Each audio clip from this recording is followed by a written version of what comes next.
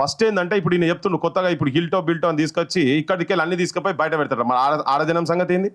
అసలు దాన్ని నువ్వు ఎట్లా ప్యూరిఫికేషన్ చేస్తావు, ఏంటిది ట్రీట్మెంట్ ప్లాంట్స్ ఏంటి, వాటి గురించి ఏం మాట్లాడకుండా ఈ ఊకదుంపుడు ఉపన్యాసాలతోని గడికోసారి నీ ఏషాలు ఎట్లా మారుస్తున్నావో నీ మాటలు అట్లా మార్చుకుంటా అందరిని జనాలను పిచ్చోలని చేసే ప్రయత్నం చేస్తున్నాడు ఈ రేవంత్ రెడ్డి. తర్వాత రాజకీయ పార్టీలు కూడా అన్ని. మొన్న పోయినాం మేము, ఎంత దరిద్రంగా ఉన్నదంటే ఒక చిన్న ఉదాహరణ.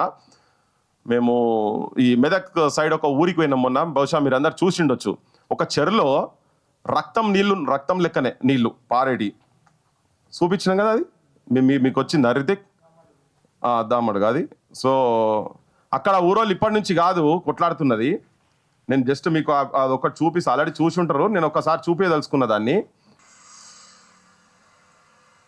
జర జూమ్ చేయండి. వచ్చిందా?